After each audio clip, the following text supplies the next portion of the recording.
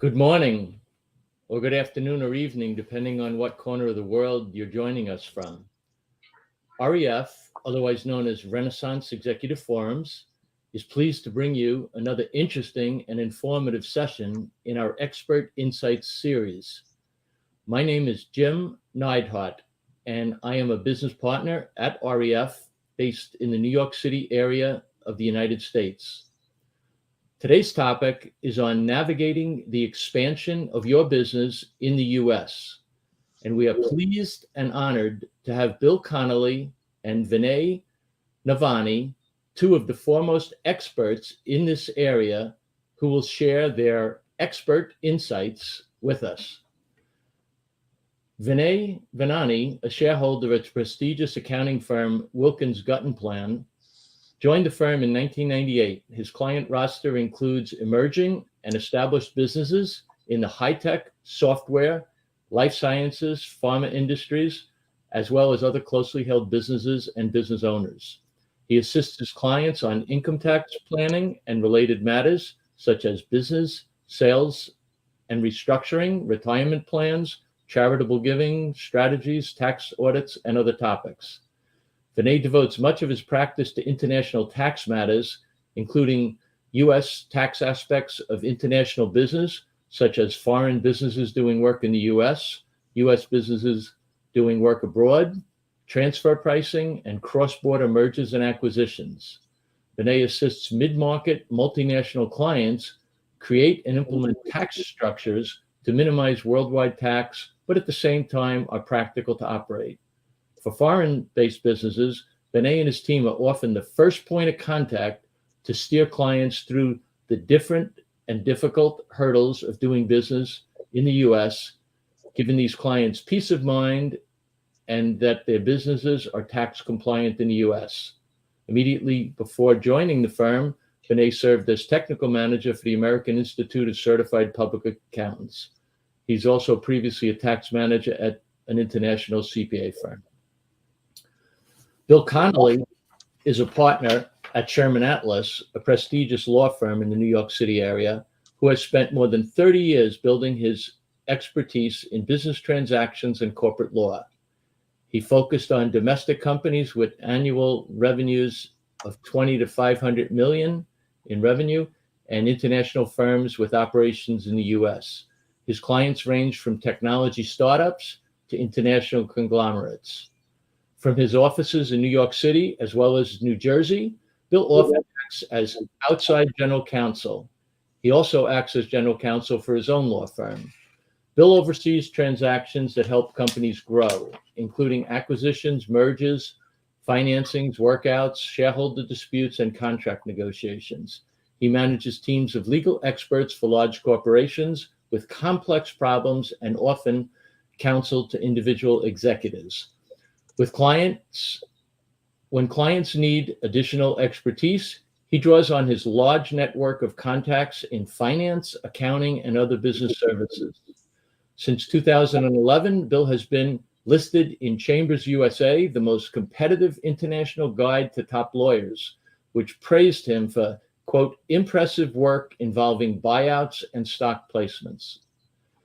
He has been named the best lawyer in corporate law by Best Lawyers in America since 2008, and Thomson Reuters has included him among New Jersey's super lawyers for mergers and acquisitions every year since 2007. So with that, I will turn it over to Bill, I believe. Yes. So go ahead, Bill, take us away. Okay, can we get the agenda? Oh, there we go. So thank you, Jim, for that introduction. Today we're going to cover choosing your entity. So you come to the U.S., which type of entity will you do business in? Startup issues, forming your entity, making your first hires, startup type issues, the tax treatment for your U.S. entity, the tax treatment for executives that you send to the U.S. to work for your U.S. entity, things to think about if you're thinking of selling your U.S. business, and then a list of other situations after your startup and running and you've hired your employees, when you might consider consulting with your attorney or accountant going forward. So first, I just wanted to say, we know some of you have a very sophisticated understanding of the U.S. system. So we apologize in advance if some of you know some of the information we're presenting. We just want to make sure we make it present in a way that's useful for everybody. So we're going to go high and low. Just as a way of introduction, we want to explain that the U.S. has a federal system, which means that your business in the U.S. is going to be governed by national laws and state laws. For example, if you do business through a U.S. Delaware corporation, the laws of Delaware are going to control how your board of directors meet, how you have a shareholder meeting or vote, how dividends are paid. However, if your Delaware business creates a new technology that you want to patent, you're going to have to make a filing at the national level because IP is governed by national law. The point here is that your advisors and you are going to navigate between national and state laws for all of your legal issues. Just looking at the slide, you can see that on a national basis, immigration is a federal national law, intellectual property, bankruptcy. For more state-based laws, forming your entity, contract law. When you form your entity, you're going to form it in a particular state of the 50 states in the U.S. And then the significant overlap on taxation, employment law, data protection. They're going to be governed by both federal and state laws. Okay, on to the next slide, please. Okay, selecting your entity. Later in the presentation, Vinay is going to explain why, from a tax perspective, you do not want your business formed in your home jurisdiction to do business directly in the U.S. But in addition to tax reasons, there's other reasons why your home jurisdiction entity does not want to do business directly in the U.S. It probably does not want to be subject to jurisdiction for U.S. courts. It doesn't want to have to comply with U.S. employment laws, et cetera. So you're going to end up forming an entity in the U.S. There's several types of entities that are available in the U.S., but there's really two that in your situation coming into the U.S. are most practical: corporations and limited liability companies. Many of you are probably familiar with corporations and how they work. So we thought we'd go through a chart comparing corporations to limited liability companies, which fewer people are familiar with, to try to show you the differences and get you more familiar with limited liability companies. So if we go to the next slide there. So for both a corporation and limited liability company, you're going to form at the state level. You're going to file a form at the state level to get it formed. So for example, you're going to form a New York corporation or a New York limited liability company. It's going to be formed in a particular state. Corporations have shareholders. Their owners are shareholders. For limited liability companies, their owners are members. Management, you're probably familiar, corporations have boards of directors. That's who manages the corporation. For limited liability companies, there's great flexibility. You can manage them however you want. You could have a board of managers. They could be managed by the owners, who are called members, or you could contract out for a third party to manage them. It's up to you. There's a great flexibility in how you manage a limited liability company. For both corporations and limited liability companies, one of their key attributes is they protect you from liability. So they are respected under U.S. law as a separate entity. So generally, a corporation is responsible for its own obligations and liabilities, and the shareholders, the owners behind that corporation, will not be liable for its liabilities. And the same goes for a limited liability company. The members will not be liable for the obligations of the LLC. Next slide, please. Fiduciary duties. So both for directors and officers of corporations owe fiduciary duties to the corporation and the shareholders, and the same goes for limited liability companies. The managers and the officers of limited liability company owe fiduciary duties to the owners and to the limited liability company. However, again, for limited liability companies, there's a lot of flexibility. It's much easier to limit those liabilities, to restrict the fiduciary obligations that officers and managers have, that you can do in a limited liability company that you really cannot do to the same degree in a corporation. Employee incentives. There's stock options. I'm sure you've heard of those. There's different types of stock options. Some are more tax advantageous than others.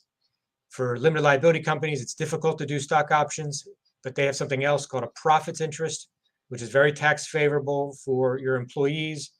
The only downside there is that U.S. employees are not as familiar with profits interest or LLCs, so it can be a little more difficult to explain to them what they're getting. The next category we're comparing is distributions. In a corporation, it's relatively rigid. You have to make distributions in proportion to stock ownership. If you own 5% of the shares, you're going to get 5% of the dividends for that class of shares, full stop, no flexibility. For a limited liability company, however, it's very flexible. Whatever the owners agree among themselves can be the distributions. One owner can get all the distributions for a period of time and then switch 50-50. One owner can get all the losses. They can divvy up the losses and profits however they want. It's completely up to the owners and how they want to allocate distributions. And then in the bottom, the other, I think the main point here is that they both of these provide a lot of protection from a liability perspective for the owner.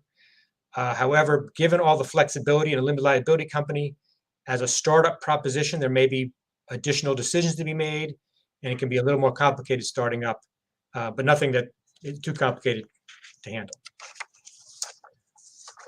Okay, on to the next slide, please.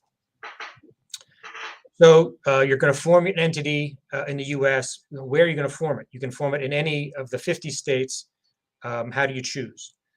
Well, as I'm sure a lot of you have heard, most entities are formed in Delaware, one of the 50 states. There's probably a more than 50% chance that your entity, if you came to the U.S., is going to be formed in Delaware. Why is that? There's several reasons. One is that Delaware has very owner-friendly laws, so they're favorable to shareholders and members. They also have very favorable laws for directors and officers, and managers and members. So your people you retain in the U.S. who are going to be directors and officers are going to be very comfortable with Delaware law applying. Remember, the particular state that law is going to apply to your entity. Delaware has very sophisticated laws that reflect the latest developments in corporate and LLC laws. So another reason why people pick Delaware. The courts and judges are very capable and experienced with business disputes. So the thinking among U.S. lawyers is that if you have a complicated commercial dispute, if you have it in a Delaware forum, a Delaware court, it's going to be more apt to be handled in a sophisticated manner and properly. Your advisors are going to be familiar with Delaware law. So you may set up operations in Texas, let's say, but you could still have your Delaware corporation, and your attorneys and your accountants based in Texas will be very comfortable with Delaware law. They'll be familiar with Delaware law, even though they practice in Texas and they're very familiar with Texas law. They will also be familiar with Delaware law because all corporate transaction attorneys across the country are very familiar with Delaware law. And then finally, your investors and lenders are going to be comfortable with Delaware law. They're going to be familiar with it. A lot of the people they work with, a lot of people they invest with, a lot of people they lend to are based in Delaware. The last point I'll make here is that no matter what state you form in, if you decide to form a New York corporation, a Delaware corporation, a California corporation, it will not affect your ability to do business anywhere in the U.S. You can do business in any of the 50 states, no matter where you formed your entity. That's not an issue. And I'll just chime in. A lot of people will ask me that they'll think there's some great tax benefit to Delaware. There's not. I wouldn't say a tax benefit, but Delaware is a tax neutral state. So if you form in Delaware and you operate in other states, Delaware will not try to tax you if you're not doing business operations in the state, whereas some states will. Okay, so next we're going to talk about just the basic steps for forming your entity. It's pretty simple and straightforward. You got to decide who the owners are going to be. You got to identify individuals going to serve on your board of directors or your board of managers. There's not as much use of powers of attorney in the U.S. as there are in some other jurisdictions. So you really have to have individuals who are going to make these decisions as a board. You will have resolutions adopting the formation documents of your entity. You have to decide, if you're forming a Delaware corporation, you have to decide where your operations are going to be. Are you going to open an office? You're going to have employees in Texas. You're going to have employees in California. Wherever you do business, you're going to have to qualify to do business. You're going to make a filing in that state, let's say Texas, to let them know that this Delaware corporation is going to be doing business there. Here's our mailing address. So if you want to tax us, if you want to send us notices, here we are. At the formation stage, there's also decisions that may be made about indemnification. So in the U.S., in the formation documents, you can provide that the entity will automatically indemnify officers and directors to the full extent permitted. So that means that in the formation documents, you're taking away some of the discretion from the board of directors or the board of managers, and you're saying to your officers and directors, look, if you serve this role for us and you get sued because you were an officer director for our entity, the company will stand behind you. They'll cover your legal costs. They'll cover any other costs necessary to defend you in that dispute. So you can decide up front when you form your entity that we're going to put in the formation documents that we are going to do that to the full extent permitted. Or you could not address it in your formation documents, and then it becomes a board decision when the dispute arises. So if you leave it blank in your formation documents, if one of your officers or directors is sued, they will then have to go to the board and say, look, I just got sued. I think the company should back me up and pay my costs. This is what happened. And then the board will make a decision based on the merits of that case, whether or not for that particular situation, they want to indemnify the officer or director. So that's a conversation you'll have with your advisor when you form the entity. That's just a preview. Most U.S. corporations provide for indemnification automatically because their officers and directors want it. But in a middle market and smaller businesses, you don't have to do this, and it's a conversation to have with your advisors. Another thing to think about is the name of your entity. When you form your entity, let's say you form your entity in Delaware, you will have to make sure that the name's available in Delaware. No other corporation or limited liability company has an identical name to the name you want to use. However, that will not provide any protection for that name should you want to market that name, make that name into a brand. So if you think that name's important for your business, in addition to forming the entity under that name in a particular state, you will do searches at the federal level, and you will get advice to get a trademark. You will probably want to trademark that name in the U.S. so you'll have a national right to that name. No one else with a very similar business that could be confused with your business can use that name once you have a trademark, and you can protect that name in the U.S. The last point I want to make, and then Vinay has a couple points on the slide, is that forming entities in the U.S. Takes days, not weeks. It's relatively quick compared to some other jurisdictions. It's relatively easy, so it's not something that you have to worry about taking too much time. Once you decide you want to come to the U.S., you want to open up for business, we can get this done in a matter of days. And I think Vinay, you want to talk about. So picking up on the number of days. So in the U.S., once you go through the legal steps that Bill just mentioned, you form your entity in Delaware. The next thing you need is a number that's issued by the U.S. Internal Revenue Service, IRS, known as an Employer Identification Number, or EIN. And even if you don't have employees, you don't worry about that fact. The EIN is a very common term in the U.S., and that's a number you need to do just about anything. Certainly to open a bank account, enter into contracts, third parties will want your EIN. So forming a company in days is not very helpful if it takes weeks to get the EIN. So to get the EIN, if you are a domestic company with domestic officers, the EIN can be obtained online, no issues. There is a little bit of a twist that when the entity applies for an EIN, they ask for a person, or what they call a responsible person, to be associated with the account. And if that responsible person does not have a U.S. Social Security number, you can still get the EIN, but now the process has gone from being online to potentially 3 to 4 weeks. So just keep that in mind as you're coming into the U.S. and you're starting operations, that you could hit a delay if you do not have a person who's in a senior position who does not have a U.S. Social Security number. So that's the EIN. The next challenge that we see companies having is opening a bank account, and they have a challenge. In my and Bill's experience, oftentimes companies will come to the U.S. and they will start very small. They may not send anybody. They may just set up an entity to do some contracts, service contracts, or they may just send 1 or 2 people working out of their house. Banks all over the world are subject to these requirements called KYC, or Know Your Customer. And in our experience, if bankers cannot walk into an office and meet people and see people. They sometimes are reluctant to open accounts. So not to say that that is a obstacle, because there are some banks that are more open-minded to that. But I just throw that out there as another potential delay in getting your business up and running, is opening the bank account if you do not have a commercial presence. And usually, whoever the advisor that you're using to steer you through the process, your accountant, your attorney, probably, I would go to that person and ask for personal recommendations, because that can make a big difference instead of just walking into a branch trying to open an account. So now let's go to Bill. We'll talk about employees. Okay, so we've set up your entity and it's time to hire some employees. So almost all employees in the US are employees at will. That means that an employee at will means the employee can be terminated for any or no reason.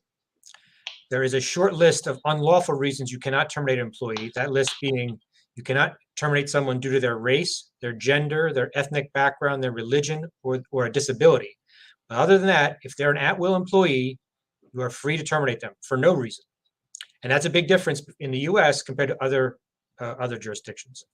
And the philosophy behind that, I think, is that if it's easier to terminate employees, then employers are more apt to hire them. They're just not committed. It's not locked into this cost. And so it's easy hire, easy fire.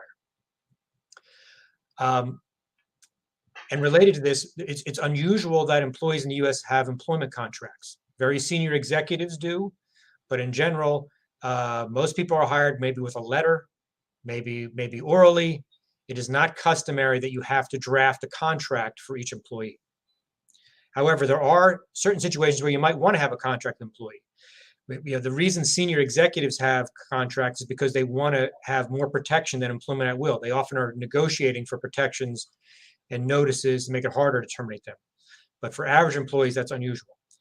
But for your employees, you still might want to have some contract in place. For example, if those employees are inventing, if they're creating code for you, they're making inventions, you may need documentation in place to make it clear that any and all inventions are going to be assigned to your company. For senior executives, you are able to enter into non-competition agreements for a certain period of time. After they stop working for you, if they've entered into one of these agreements, they cannot work for a competitor. And those are, as you can imagine, very sensitive contracts.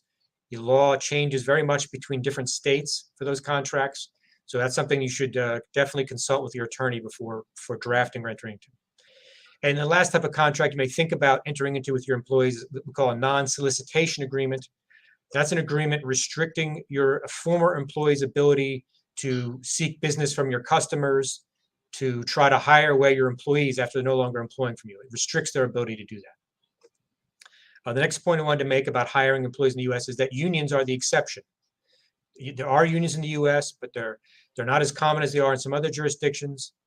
There's a lot of law around unions and what you can do with your employees if they're governed by a union or they're trying to form a union. So if your employees are in a union or thinking about forming a union, you should definitely seek expert outside advice before dealing with that union or before, in that situation. Further down, if you're going to hire somebody who is a non-US citizen, you need to consult with an immigration attorney. There's lots of laws about that in the US, and there's ways to do it, but you have to have some professional advice to get that done. And then the last point here is that there are lots of federal, state, and local regulations around employees in the U.S. and lots of areas where there's litigation between employees and their employer. So it gets very technical. There's notice requirements.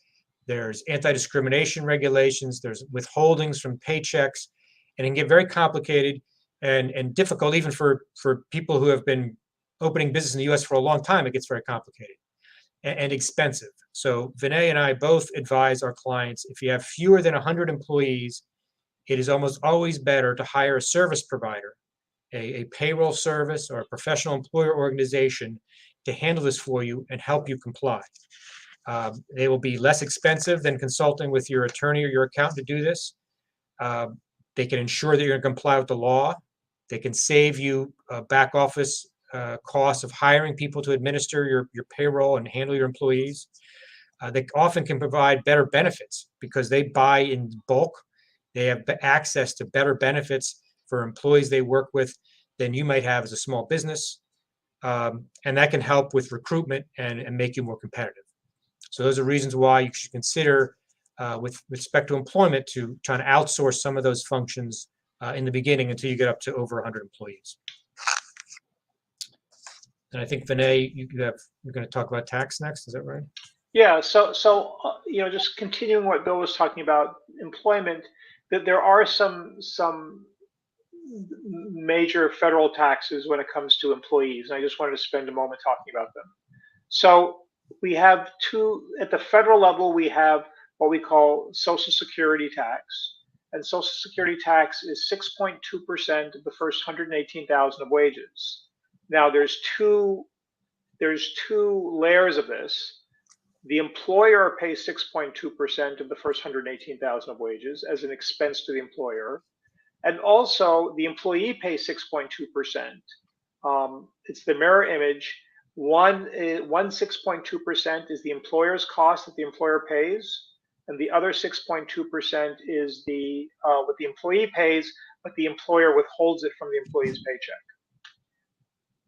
In addition to the Social Security tax of 6.2%, there is an additional tax known as Medicare, which is 1.45%, which is on all wages, not subject to in excess from $1 with no limit. So for the first 118,500, you'll be paying 7.6%, and then once you go over 118,500, you only pay 1.45%. And just like the Social Security base, the 1.45% is at the employer level, and there's an additional 1.45% that the employer withholds, which is the cost of the employee. So keep that in mind. The states have their own payroll taxes, but they are much smaller. They are generally designed to provide unemployment or disability coverage for employees, but there are some state level payments. But the federal 6.2 and 1.4% are the major payments. All right, Bill. Okay, so you set up one of the main reasons you set up your U.S. entity was to protect your parent company in your home jurisdiction from the liabilities associated with the U.S. business. So let's go through what you need to do to make sure that works, and make sure that U.S. courts are going to respect the separateness of your U.S. entity and not look through it to the owners. So you're going to make sure that you have a functioning board of directors or board of managers. It's helpful that if the members of that board are not the identical members of the parent board of directors or managers. Same with the officers. You're going to have regular meetings. You're going to document those meetings, keep good records of them. You're going to make sure your U.S. subsidiary has separate assets from its parent. And the most important thing you're going to do is you're going to make sure that your U.S. subsidiary is adequately funded for its particular business. So when courts, when something goes terribly wrong and creditors are not paid in full, or someone's suing the entity, the court's going to look at, well, did they put enough funding in this U.S. subsidiary that they could reasonably anticipate was necessary to do it? Or did they deliberately underfund it and try to leave their creditors unpaid? So you want to adequately fund it for your industry. And part of that is adequately insuring it for your industry. As an example, I have a client that decided to supply U.S. auto manufacturers. It's different than their other businesses in the U.S. They were very concerned about liability in that industry. So we set up a separate U.S. LLC to handle supplying parts. We spent a lot of time making sure the officers and directors of that entity would be separate, that it be adequately funded, that it had adequate insurance for that particular line of business. Another thing to think about is you want third parties to know that your U.S. subsidiary is a separate entity. So your website, your stationery, your customers, your vendors should know they're dealing with the U.S. subsidiary, not with the home country parent entity. The whole purpose of this is to get your profits out of the U.S. entity, I'm sure. You can do that, but the more predictable you can make that, the more regular you can make that, the better it looks like if someone is accused, if the worst case scenario happens, which is you can't pay your bills and a court is looking at your U.S. subsidiary saying, well, why can't everyone get paid? Where did all the money go? If you made predictable distributions on a regular basis and they were reasonable, then it's much easier to defend. In addition, any intercompany relationships you want to document. So if you have other affiliates in the U.S. or you have foreign affiliates, you want to document those relationships to show it's a separate entity. We talked about indemnification of officers and directors. I have had many clients who are global clients, have their insurance advisors outside the U.S. Get and rely on them for their U.S. insurance needs, and then it turns out they're underinsured for the U.S. I think it's very advisable that you find insurance advisors who have expertise in the U.S. and for your particular industry. And if you don't have those, your attorney or your accountant can introduce you to some. They're very capable people who can do that. You want to make sure you're adequately insured. And finally, I just want to mention the Foreign Corrupt Practices Act. This is an act in the U.S. That prohibits offering bribes to government officials anywhere in the world, and it's a criminal statute. The U.S. authorities take it very seriously. Your U.S. subsidiary will be subject to this, so just something to be mindful of if you're going to start doing business in the U.S.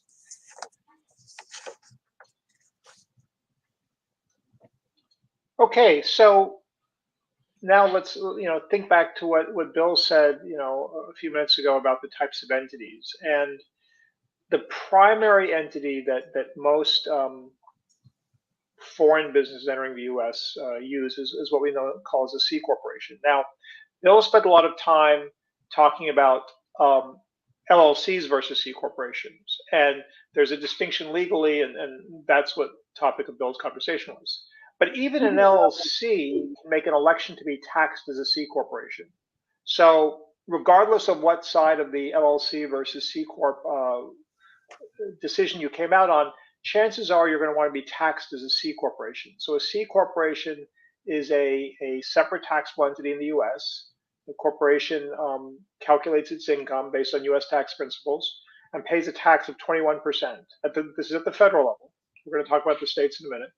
So we pay a corporate tax rate of 21% on the net income. As long as the income is reinvested within the corporation, there's no additional tax. Now, what will happen when we want to pay a dividend from the U.S. corporation to the foreign shareholder? So in the U.S., we have our rate of withholding statutorily is 30%. Now, in many of the countries the U.S. has tax treaties with, and those tax treaties can either reduce the 30% to a smaller number or eliminate it. That may be something to keep in mind, that we can have a lower than 30% tax, but if you're coming from a non-treaty country, you have to assume 30% of U.S. tax will be withheld, and then the burden will become, can you get some sort of tax credit for that in your home country? Bill also spoke about making sure that the U.S. subsidiary is adequately capitalized. So one of the questions always becomes, well, can I capitalize it with equity or can I capitalize it with debt? Because generally you like debt because you can take the debt, you can repay the debt without paying any dividend tax. So what the U.S. says is that if I pay interest to a foreign party and they own less than 10%, there is no U.S. tax withholding.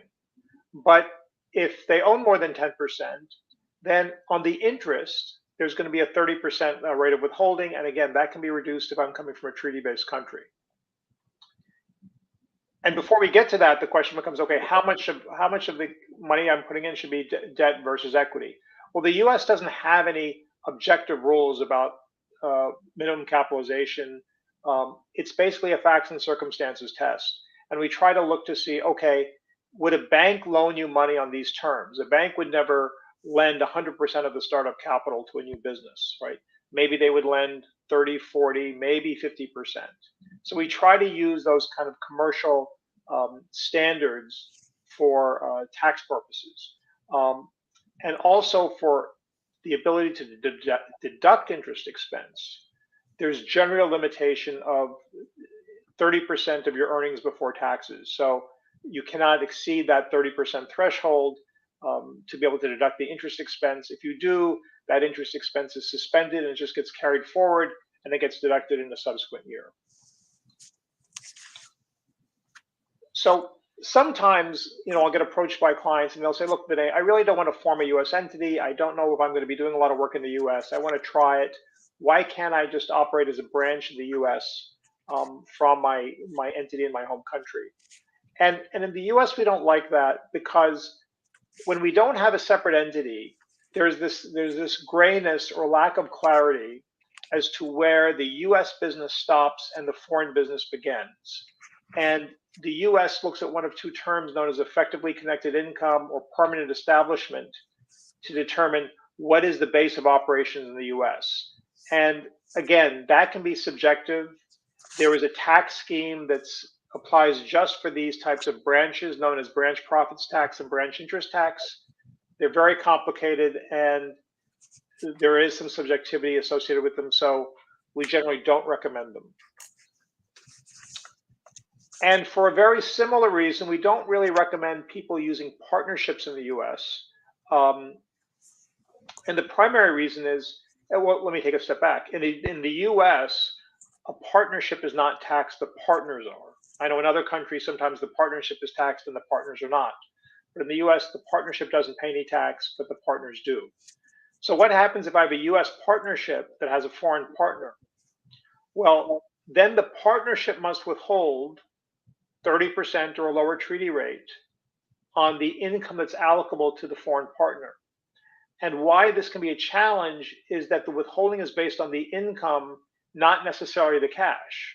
So if a partnership is profitable, but it's using all its money to reinvest into the US operations and not making any distributions to the partner, then somebody has to come up with that cash to fund that withholding. So again, partnerships are not typically high on our list of choice of entity to use when entering the US. So up to now, I've only been speaking about federal taxes. So as Bill said early on, we have 50 different states in the US. And unfortunately, they all have their own tax system. Now, most of them are very similar. They will, for a C corporation, they will start with the federal income and they will make some modifications and they will apply a state tax rate, which is generally anywhere between 5 to 12% depending on the state. But I guess there's two questions that come up before you get to the actual calculation. The first question is, how do you figure out what states you have to file in? So that is a concept called nexus, where the state says, if you have nexus, that means you have the minimum connections to our state to allow us to tax you.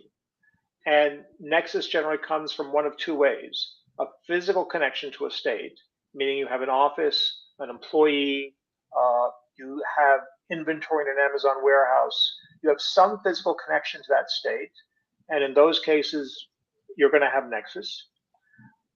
Other states have a concept called economic nexus, meaning that you may not have no physical connection to the state, but if you do a certain quantum of business in that state, then that state has the right to tax you. So California has a number, I think it's around $400,000 of sales, that if you're doing $400,000 of sales to California customers, California says they have the right to tax you and they will impose nexus.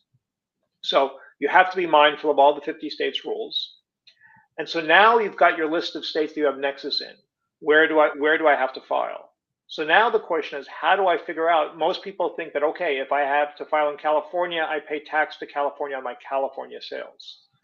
It doesn't work like that exactly. Basically what happens is we look at the federal income, think of it as a pie, and each state says I'm entitled to a certain portion of that pie. And most states will say the portion of your federal income that's allocable to my state is a fraction. The numerator is the sales in our state, and the denominator is the total sales everywhere. So if 4% of my sales are in California, then I'm going to offer to the California Franchise Tax Board 4% of my federal income to be subject to the California corporate rate, which is about 9%. So conceptually, I'm oversimplifying, but conceptually, that's how the state tax mechanism in the US works. The biggest trap is nexus, meaning that you just have to be aware of that, meaning that you could be subject to tax in states that you don't think that you're operating in. So what I just mentioned was income tax, the direct tax. In the US, our primary indirect tax is sales and use tax. Most other parts of the world will have either a VAT or a GST type tax that has inputs and outputs. In the US, it's a different concept. In the US, we look at, there's no indirect tax until you get to the final sale to the end customer. And when you have that final sale, the vendor making that final sale is responsible for collecting the sales tax from the customer, adding it to the purchase price, and remitting that to the state taxing authority. So that's the concept behind sales tax. Every state has their own rules, and some states will differ about what they tax and what they don't tax. Most states tax primarily, most states will consider subject to sales tax tangible personal property or goods, and generally not services, but that's an overgeneralization. So you have to look to see what are you selling. Many states don't tax medication, some states don't tax food, so you have to understand what is being subject to sales tax. Like I mentioned before with the income tax, economic nexus, there was recently a Supreme Court case, you'll hear it called Wayfair, that basically says that if you have $100,000 of sales in a particular state, that state has the right to tax you. And sales tax is especially important because if it's done right, sales tax is an economic obligation of the customer. But if it's not collected, the state will put the burden on the seller to send the state the sales tax. So, and that may not happen until 2 or 3, 4 years later, at which point you cannot go back to the end customer. And now a meaningful, number, call it 5% of your gross sales, is now an obligation of the company, which can be very disruptive and even very destructive. So sales tax is something very important to focus on. If you are in the business of selling goods online, there are a number of online software platforms that will integrate with your shopping cart, integrate with Amazon, what have you, to make sure that you do this right from the beginning. But that's something that's quite important. We are at 11:45, Bill, so I'm going to go through the rest of this kind of quickly. Treatment of executives coming to the US. If you're sending somebody to the US, the key thing here is that we have non-residents and residents. If you are a non-resident, you're only taxed on worldwide income. I mean, you're only taxed on US sourced income. If you are a resident, you're taxed on your worldwide income. And the myth is that the only way to be a US tax resident is if you're a citizen. That is not correct. You are taxed as a US tax resident if you're a citizen. If you are a US permanent resident, often known as a green card, or if you spend a significant time in the US. And I'm not going to go through this in detail, but there's a test known as the substantial presence test, which is a rolling average of your number of days. And if you exceed this threshold, you could be here on a temporary visa and become a US tax resident without even knowing it. So that is something to pay attention to. If you are coming to the US on a green card or any sort of long-term assignment, I would seek out professional advisors before you come to the US, because there are some steps that can be done prior to coming to the US to minimize your personal tax liability before you become subject to US worldwide taxation.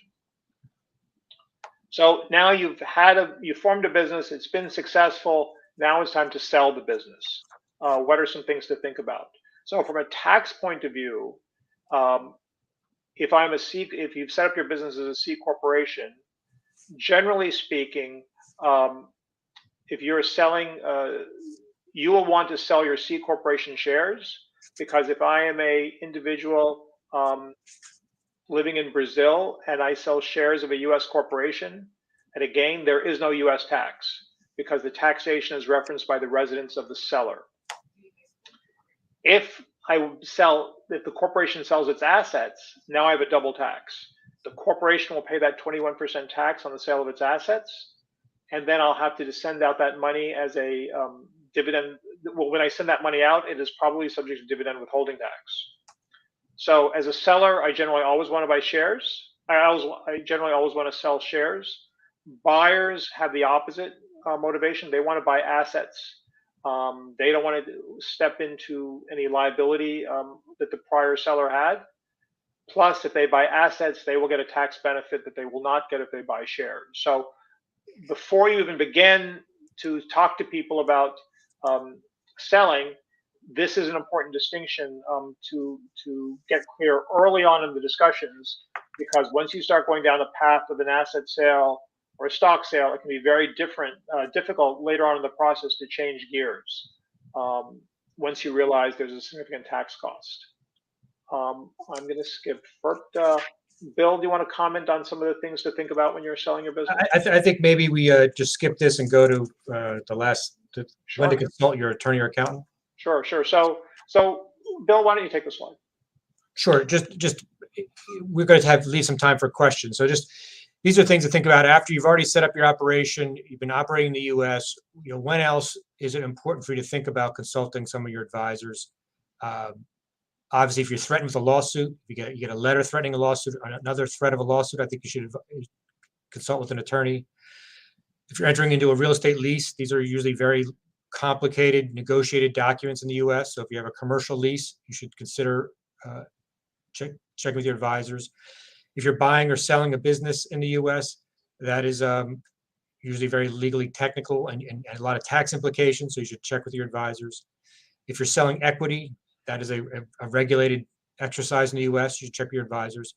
If you're granting equity to employees, you should definitely consult with your advisors. Obtaining a bank loan, most bank loan documents are negotiated in the U.S. among attorneys.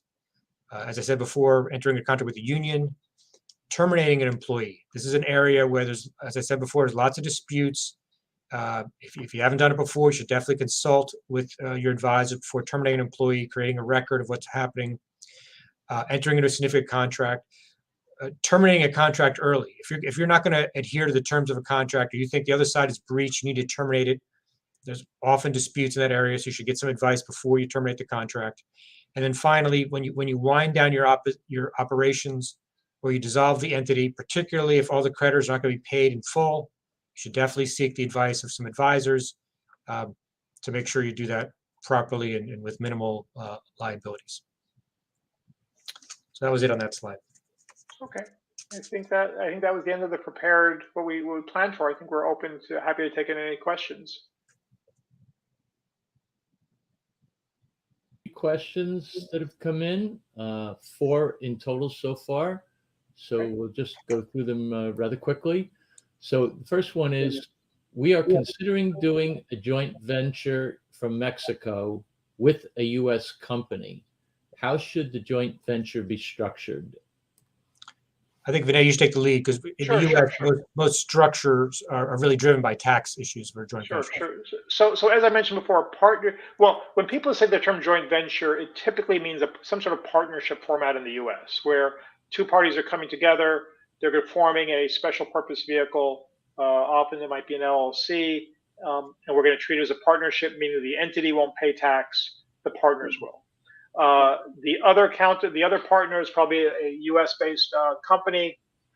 They can do their own thing, however they want to do it. But as a foreign entity, the Mexican entity who's coming into the U.S., for all the reasons why I said partnerships are not great ways to operate in the U.S., what we typically will do is do something called a blocker, meaning the Mexican entity will form a wholly owned C corporation in the U.S., and that C corporation will be the partner in the partnership.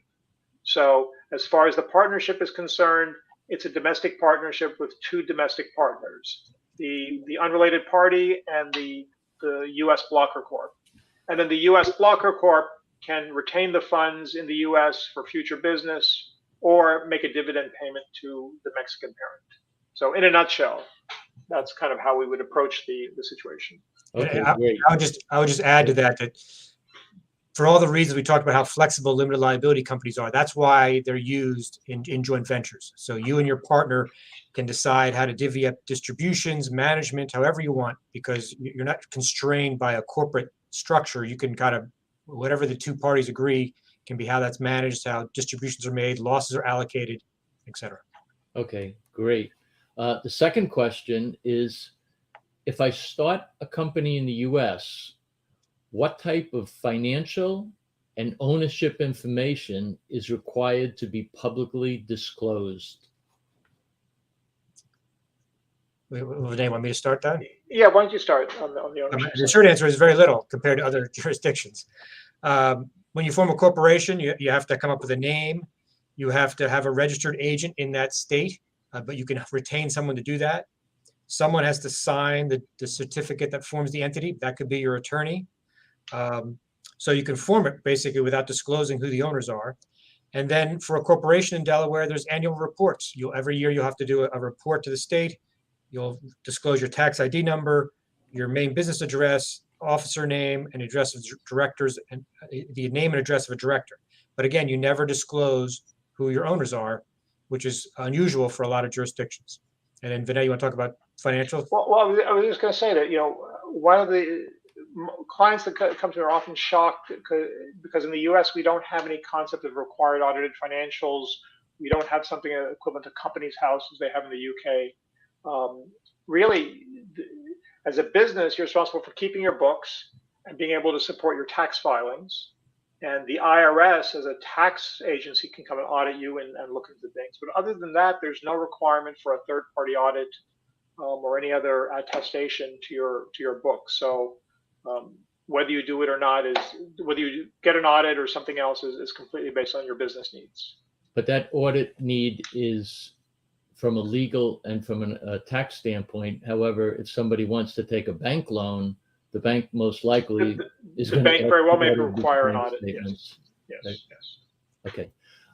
So the third question is, are there exceptions to the corporation or LLC in terms of limited liability, such as things like willful misconduct or gross negligence? Or do those things just apply for like directors and officers' insurance concerns?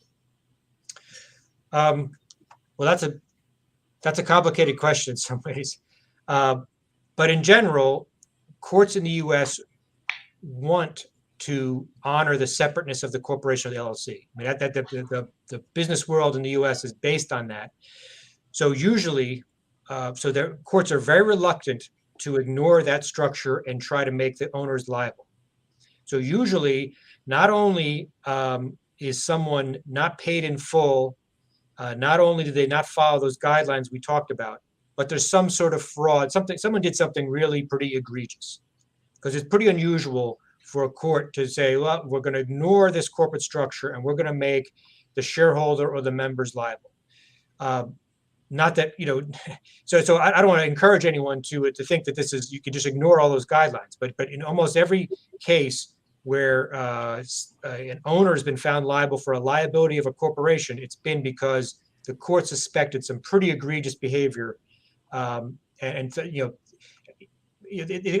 classic example in the US is someone had a taxi company and realized that, 5% of their taxis get in an accident every year. So they put each taxi in a different corporation. And every time a taxi got in an accident, they said, well, that was the taxi was the only asset in that corporation. So good luck. You can get the wrecked car. And the judge said, you knew going into this business, 5% of them will get in accidents. You need to have adequate insurance or adequate capital. So when that accident happens, there's a reasonable chance that the person hurt in the accident could be paid. So it's kind of a judge is going to look at this and scrutinize it.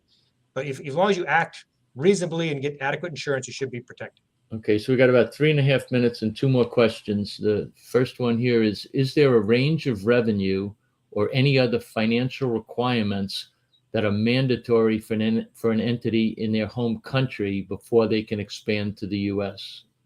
The short answer is no. There's no requirement of Okay. anything like that. Great.